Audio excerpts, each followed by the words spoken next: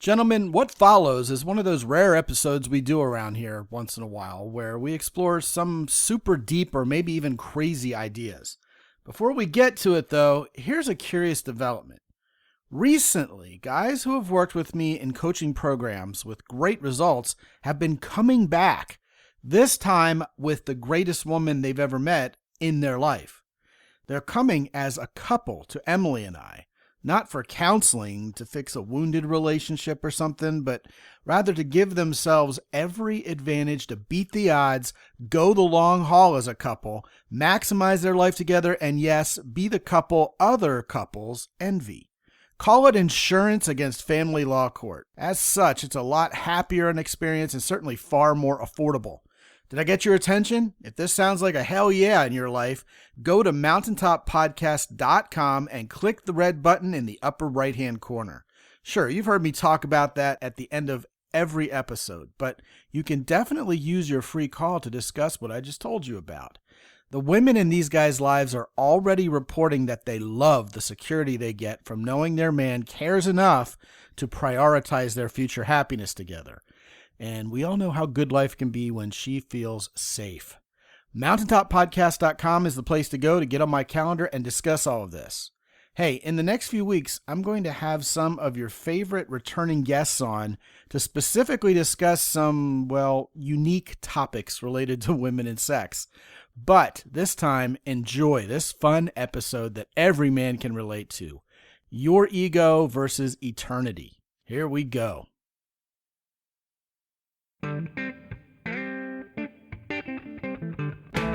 Live from the mist-enshrouded mountaintop fortress that is X and Y Communications headquarters, you're listening to the world-famous Mountaintop Podcast. And now, here's your host, Scot McKay. How's it going, gentlemen? Welcome again to yet another episode of the world-famous Mountaintop Podcast. My name is, as always, Scot McKay. At Scot McKay on Clubhouse, at Scot McKay on Twitter, Real Scot McKay on Instagram. If you go to YouTube, you can find all the videos under my name, SCOT with one T, MCKAY. The website is mountaintoppodcast.com, the Facebook group for like-minded men of character who want to get better with women and be better men in general and have a lot of fun doing it all the while, is the Mountaintop Summit on Facebook. Now listen, guys, every once in a while we do a show that's kind of off the beaten track. And what I mean by that is we talk about something kind of paranormal, something that kind of challenges our sensibilities in the here and now. For example, we've talked about lucid dreaming and twin flames in the past. This is going to be another one of those shows today. It's going to be a whole lot of fun. And I have to tell you, as soon as I found out about this guy's work, who I'm having on today, I decided we needed to find a way to address a topic that will allow him to come onto this show and tell you all about what he's worked on for so many years. His name is Stephen Hawley Martin. He is the editor and publisher of Oakley Press, but above and beyond that, he's an extremely prolific author of such books with titles like, all right, you ready for this? Your Cosmic Mind Power, How Science Reveals God, Afterlife-The Whole Truth, and Consciousness, the Hard Problem Solved. So this guy basically goes where no man has gone before, kind of like Gene Roddenberry and Captain Kirk, right?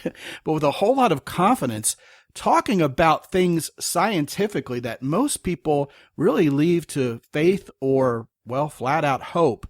So we're going to have a whole lot of fun today. So with nothing further to say about that, other than to introduce this guy, Stephen Hawley Martin from Richmond, Virginia. Welcome to the show, man. Hey, thank you, Scott. I'm glad to be here. I'm looking forward to our chat.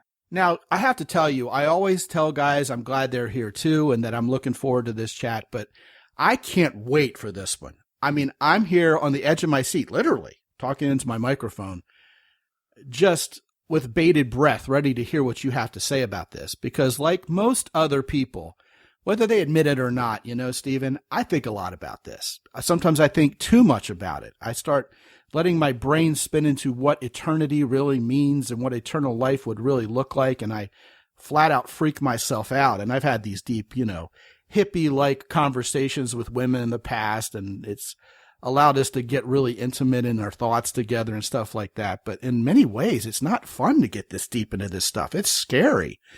I have to ask you, first of all, what made you want to focus on this kind of thinking? Was there a certain seminal moment or a line in the sand that really caused you to say to yourself, hey, you know what, this is going to be part of my life's purpose? Or what went on there? Well, that's a good question. Excellent question. And there was a seminal moment. Happened a long, long time ago. I was about 25 years old. I was not married yet. I was living in a apartment in Baltimore with two other bachelors and working at an ad agency downtown. And I had a terrible case of the flu. It was a Saturday night.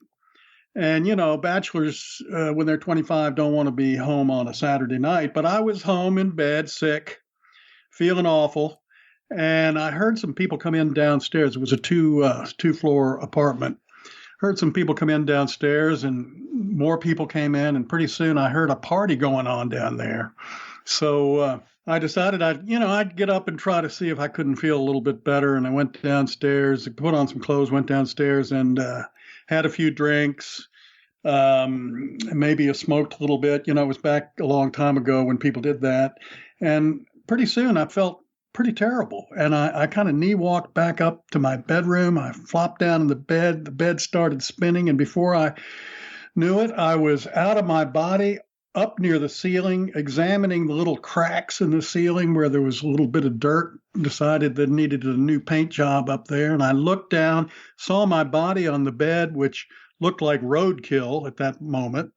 And I had an epiphany. I realized for the first time that I was not my body. I was my consciousness, which was outside of my body at that moment. And I'd been brought up by a family I call them scientific materialists, who believe that nothing exists except matter, material substance.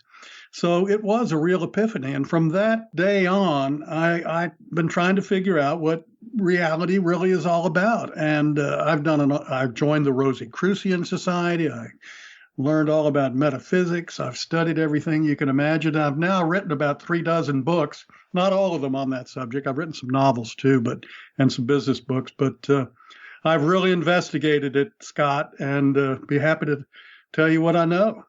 Well, I'll tell you what, you've written so many books that we can't begin to even scratch the surface today. So I know you're going to bring the noise. You have nothing to hold back because, 30 minutes, 40 minutes worth isn't even going to begin to touch it.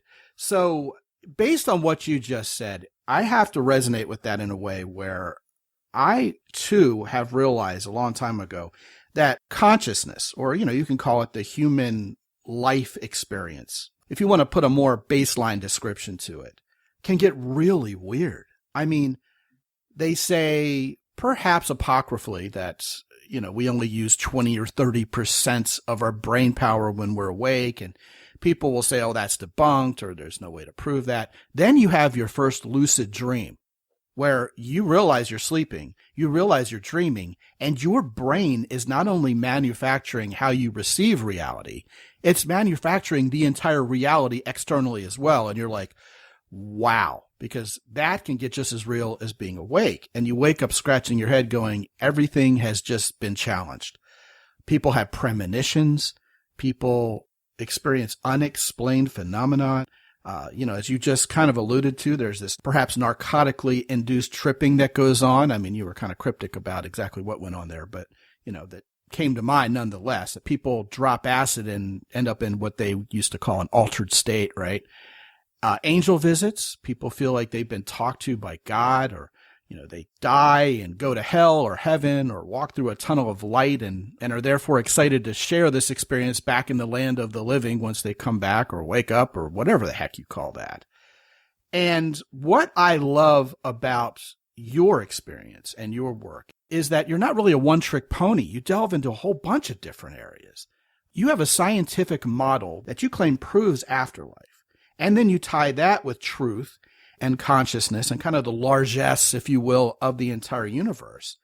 And what I think is really going to be meaningful to the kind of man in particular who is listening to this show is you have come to an interesting conclusion, and that is if we deny our ego, we will kind of like with a big cosmic snowplow, get rid of something, move it out of the way that really acts kind of as a veil to us recognizing what true consciousness is all about, what eternity actually looks like. It's kind of like we're fooling ourselves with ourselves. Am I onto something there? Is that kind of on the right track?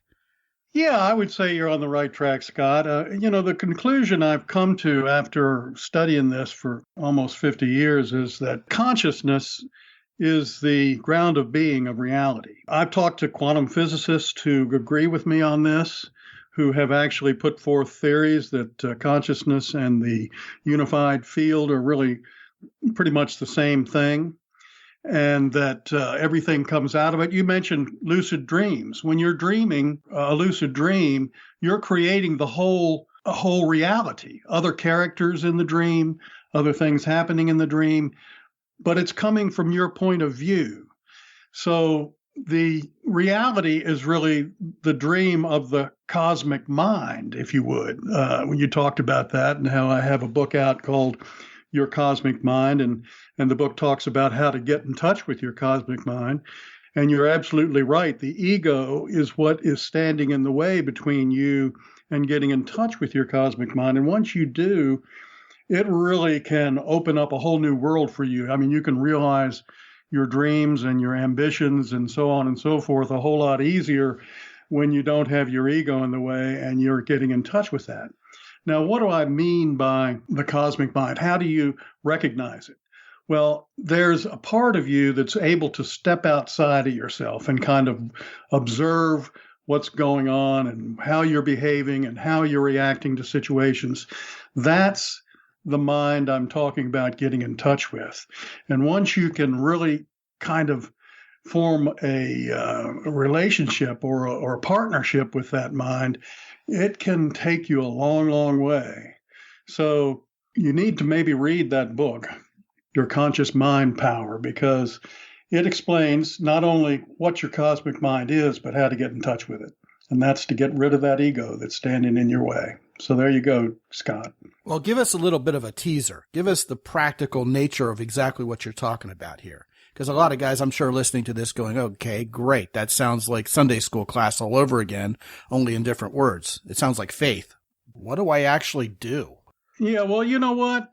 I'm not a religious person. I guess I've become somewhat of a spiritual person, I suppose, from all the study I've done. But I grew up in a family that was, as I mentioned earlier, scientific materialists. So, but I have recognized that, people who, for example, are Christians, Jesus is an individual who identified with what he called the Father and what I call the cosmic mind, which is that he had magnificent intuition. He knew what was going on.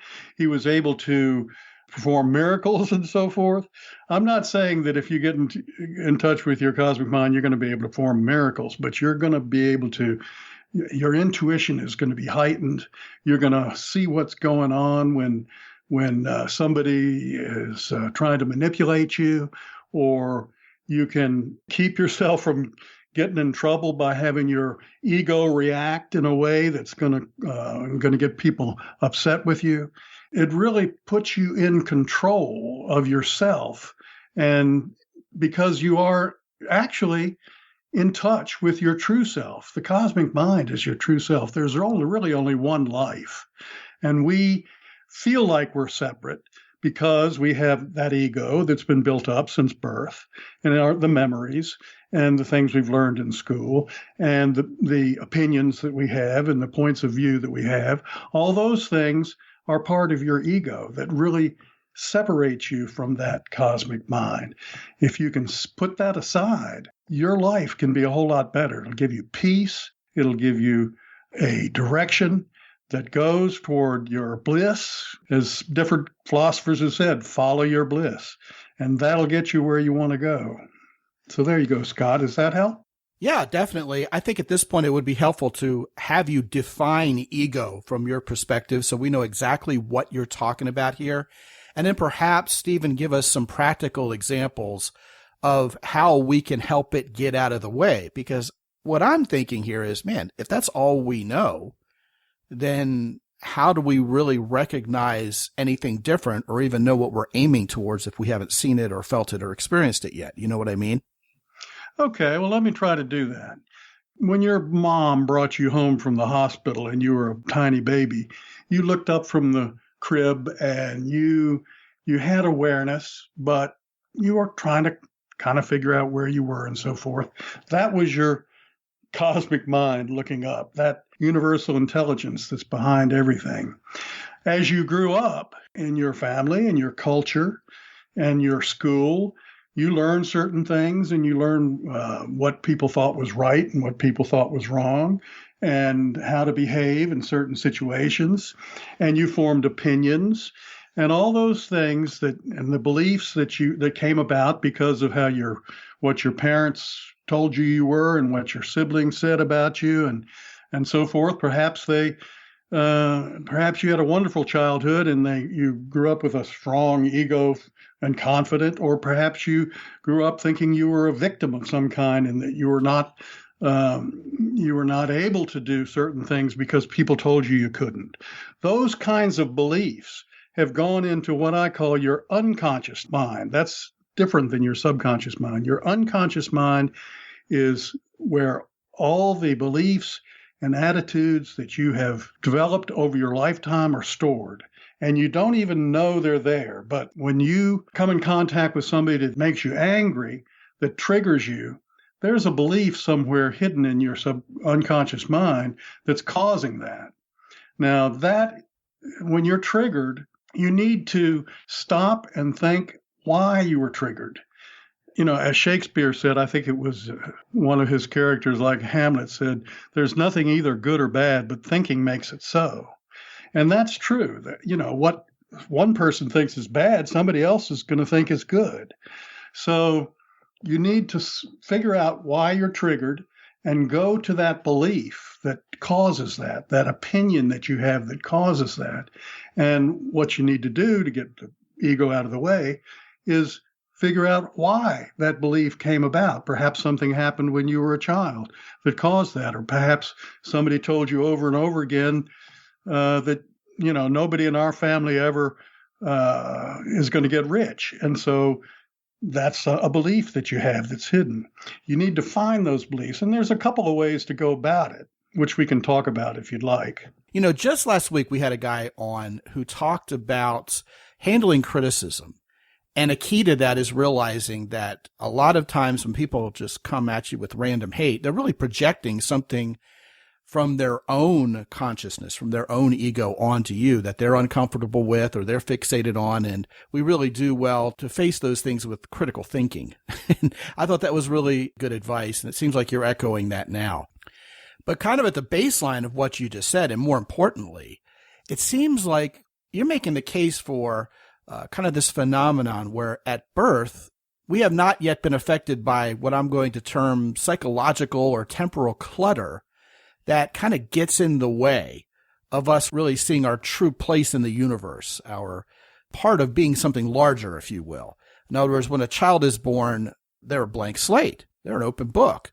I remember my oldest daughter was born with her eyes open. And I fell in love with her immediately. I was smitten. My first kid, I was scared to be a father. That little girl was born with her eyes open and her face was just like, oh my God, WTF. It's like, okay, life has just happened. And then over the years, I can really sense you're onto something here, Stephen. And you're probably going to be like, well, duh, I'm the expert in this stuff. But, we get programmed. Life happens and we get jaded or we get hurt or we become uber confident in a certain area that maybe we have no sense being super confident in. And the reason why this is sort of eye-opening to me, literally and figuratively, if you will, is because indeed, having raised 3 children from cradle to where they are now, and then, of course, meeting Emily's son when he was 10 and watch him grow up to be a fine young man, it is amazing how, as the Christian faith would put it, the faith of a little child really is special. These guys know I've taken my kids on wonderful grand adventures to other cultures where they meet people who don't look like them, talk like them, eat like them, or play the same sports that they do. And my kids have therefore grown up with a much more open mind towards differences. They haven't grown up sheltered in American suburbia thinking everybody else is quote unquote weird. And that is going to shape their psyche forever. Indeed, you take little kids and you put them in preschool and they don't know how much this other kid's daddy makes. They don't notice the color of this other kid's skin. They're much more innocent in their acceptance of the universe around them. And then we get older and it seems like by the time you hit middle age, you've been divorced, you've been kicked around the block a couple times, you've been hurt, you've experienced a whole lot of pain, and you run the risk of being a really bitter, jaded mofo after a while. And it seems to me, and, you know, I want you to talk about this. Indeed, you said you were going to, and I'm looking forward to it, that there's this process here where we got to clear out all of this clutter, or at least make a good run at it, so that we can clearly see the more eternal nature of how we were born, right? Yeah, we're each evolved from that universal mind, that cosmic mind I talked about. And yet we think we're totally separate because of this ego that's been built up from birth. And that is the ego, right? To be clear, is all of the flotsam and jetsam that we have layered on top of our baseline being as humans. Right. It's the culture you were born into that's, rubbed off on you. It's what your parents told you was true or not true. It's what your teachers in school said or didn't say. The way you can prosper is to realize that all that stuff may or may not be true, and a lot of it is not true.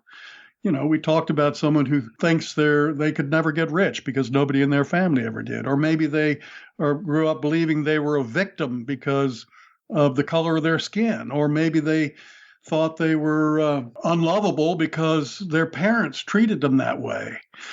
And so they haven't been able to form relationships. But those things can be overcome if you can get at what's located in your unconscious mind, the beliefs and the opinions and so forth that came about because of your upbringing and the things you experienced. And there are two different ways that I know of to get in touch with that.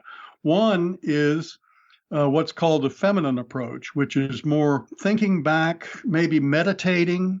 Perhaps you could even do it through hypnotism, where you go back to whatever event or events brought about a particular belief and experience that, bring it out into the open, remember it, and actually try to feel the way you felt when that first entered your subconscious, your unconscious mind, and get rid of it that way. Experience it, forgive whoever caused it, and let it go. That's one way. The other way is more of an intellectual, it's called the masculine approach, more of an intellectual or a wisdom approach, which is when you are triggered, when you feel, as you said, I think sometimes people tick you off. Why do they tick you off? It's because you've got something in you that you don't really like that's causing you to react to whatever it is that person is showing you. So when you're triggered, you need to think, why am I triggered? Rather than reacting and, telling the guy off or whatever, there's a moment between the time it happened and when you would normally react, when you can stop yourself and think, why am I reacting this way? And go to that more intellectually. Say, why am I reacting this way? And try to go to the truth about the situation, which is that you have something in you that you need to expose and get rid of. And these kind of things can make all the difference in the world. Suppose you're, for example, the kind of person who seems to always attract to yourself people of the opposite sex who abuse you in some way. Well, it's probably because you have something in your subconscious mind that says you deserve to be abused. Why is that? It probably stems from something in your childhood where, maybe it was your mother, your father, your sister, somebody led you to believe that you were unworthy in some way. So you've got to try to remember that and get rid of it. Okay, so now what you're talking about, Stephen, are some themes that we've covered quite a bit on this show. Mm-hmm. What I want to drill down on is the idea that if we somehow declutter ourselves, we will come to a realization of something much larger, much more universal, much more cosmic, bigger than ourselves, perhaps even spiritual. What is it we can expect to realize once we've decluttered ourselves as such? I mean, what's the end game here? The end game is really quite simple, and that is to realize that you are a spiritual being who is eternal, and you are having a temporary physical experience, a temporary experience here in this physical dimension. One of the things we haven't talked about on this show yet is that reincarnation is a very real thing. The University of Virginia has been studying this for almost 60 years, and they have over 2,500 cases that they've studied of children who remember past lives, where they have investigated who the children said they thought they were and found that individual who matched up with what the child said. And so this life is really one of many that you've had already. And what life is really all about is experience and evolution. It's like we're coming into a school when we come into this dimension to learn and to expand. All of us have had situations that we go through that are very difficult when they happen, whether it's grief or whether it's a financial hardship or whether it's a illness or whatever. But when we come out on the other side of that, we realize that we went through a very rough time, but we usually also realize that we have grown and evolved because of it. We're a better person because of it. And that really is what life is all about. And so when you're able to get in touch with this part of you that is eternal, then you can live life from that viewpoint. And it makes life a whole lot easier and a whole lot better. And you can really accomplish much, much more. It'll bring you peace, and it'll bring you opportunities to really have a fulfilling life. Now, you openly claim a scientific case for this afterlife, and I guess by extension, the idea of reincarnation. Is the study you just mentioned part of that scientific case, or would you have anything to add to that for our audience here? Well, the University of Virginia cites 4 different areas where they say it shows that consciousness is not created by the brain. The brain is a receiver of consciousness that integrates consciousness with your body. You are a spiritual being who comes into this reality through your mother's womb and as a baby, but it's like you're wearing a diving suit and you've got into it and gone down under the water. That's what this reality is all about. It's like we're in a diving suit under the water, except in this case, we're in our bodies, which is our diving suit, and we're in this 3-dimensional reality with time. Well, you're also almost making it sound as if our physical bodies, and indeed our minds, our ego, are sort of like a radio receiving a transmission of our consciousness from beyond. Yeah, our brain is a receiver like a radio or a cell phone that's receiving our consciousness from beyond the physical realm. Exactly. And you have science to support this. Yeah, let me tell you about that. There are 4 different areas that the University of Virginia has studied that they believe show that what I've just said is true. One is near-death experiences. There are so many, thousands of near-death experiences. Practice something like, 10 or 15% of the public say they've had one. And as everybody who knows anything about near-death experiences knows, people are able to, for example, if they flatline on an operating table, often they can relate what the doctors and nurses were saying when that happened, what they were doing, what procedures they were carrying out, what instruments they were using. They often see the tunnel, go to the light, have the past life review, meet relatives that have gone before, that sort of thing, and come back. And they're able to talk about that, tell about that. And, the doctors and nurses have to say, yeah, that's what we were saying, and that's what we were doing. So near-death experiences are one case. Another case is what we've already talked about, which is children's memories of past lives. There are over 2,500 such cases that the University of Virginia has studied since 1962, almost 60 years. Well, 60 years this year. And it's obvious that if if a child can remember what they were doing and what their name was and what village they lived in or what city they lived in and what their mother's name and their father's name and what occupation they had and all those kinds of things, which the University of Virginia has checked out, then there has to be a time between that life and the life the child is in now where there was no brain and those memories have carried over. So that's another point of evidence.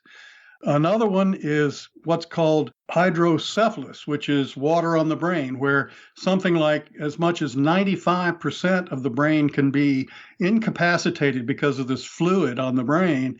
And yet the person will have normal and sometimes even above normal intelligence. And then the fourth area is one where people who have had dementia or Alzheimer's or have been in a coma for a number of weeks, even months, right before they die, they will become lucid and talk with either their health providers or their family. And this happened with my grandmother right before she died, about 10 minutes before she became lucid. She'd been out of it for months, and yet she was able to say goodbye and, speak lucidly and answer questions, and then she passed away. And so what the University of Virginia people think about that is that it's like the brain is letting go of the consciousness. It's got a hold on it.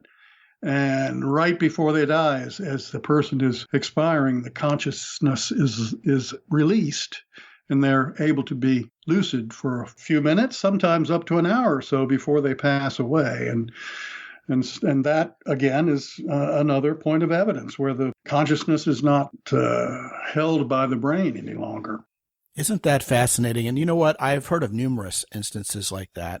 It's like, wow, my grandfather just passed away, and it was amazing. They had Alzheimer's for all this time, and at the end, they had a moment of clarity, as it were. Yeah. So, yeah, that has happened. That's a very interesting take on that. And I have to tell you, going back to what you said a couple minutes ago, I've always had a very keen interest in the whole idea of star children and very young preschoolers being seers, able to see things in their environment, like, say, angels or things that are perhaps paranormal that we somehow lose visibility of. We become literally blind to as we grow up. And a lot of people have started making cases for imaginary friends not being so imaginary and things like that. And I just find all these postulations just fascinating.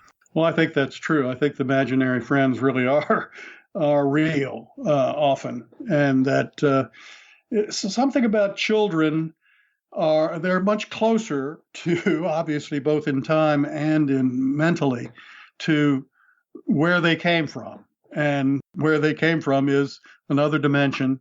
In one of my books, I quote some stanzas of a poem by William Wordsworth, where he talks about how people come into this life trailing clouds of glory as they come, when they're young children. And then they lose it as they grow up and their egos form and so forth. Amazing. Amazing. So I guess in closing, I have one more question for you. What do you say to people who are convinced the most logical expectation is, you know what, Stephen, when we die, that's it. I mean, after all, I've been under anesthesia before, and I was as good as dead to the world then, and, I still had brainwaves. So after I die, ashes to ashes, dust to dust, it's what makes the most sense. I mean, is that just our ego getting in the way? I think it's what we learned in school. The science that we have today that is taught in schools is based on the 19th century idea that all that exists is matter. And if all that exists is matter, material substance, then consciousness, all of that brain activity could not have occurred until evolution produced a brain. But there's so much evidence that this material world is based on information. Just for example, the DNA molecule, which is essential for life, if you were to take that DNA molecule and stretch it out, it would be 6.5 feet long of what looks like computer code that tells the cell when and how to make proteins at the right time. Now, if consciousness and intelligence didn't exist until evolution produced a brain, how did that 6.5 feet of computer code come about? Right. I think that's fascinating.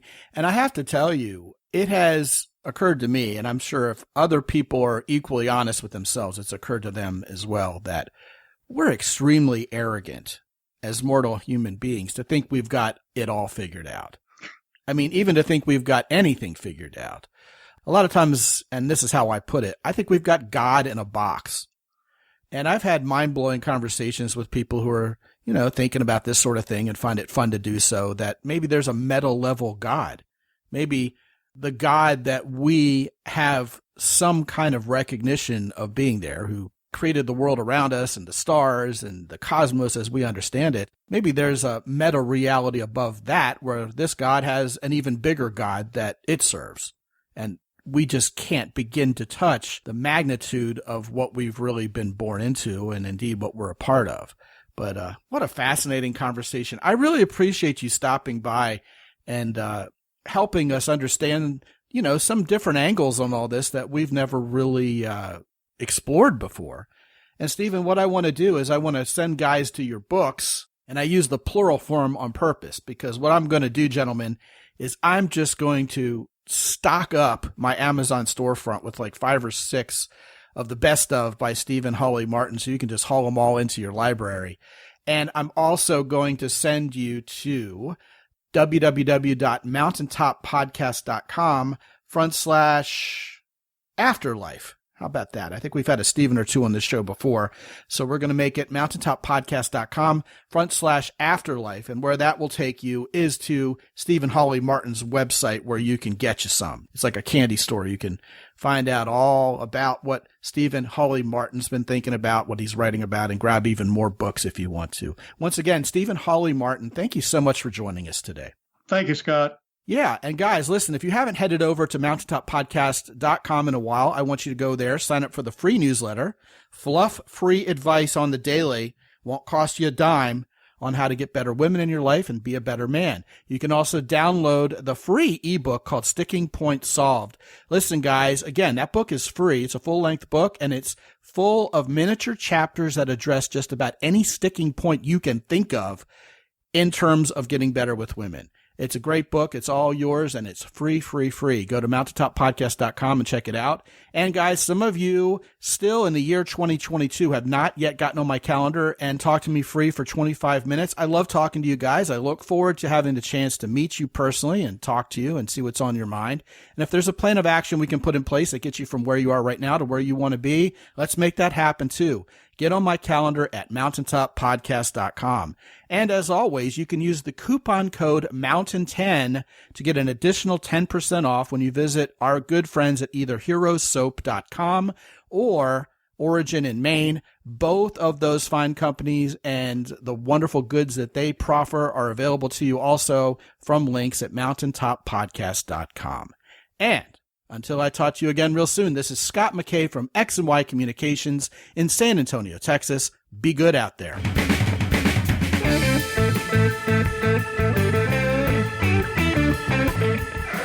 The Mountaintop Podcast is produced by X&Y Communications. All rights reserved worldwide. Be sure to visit www.mountaintoppodcast.com for show notes.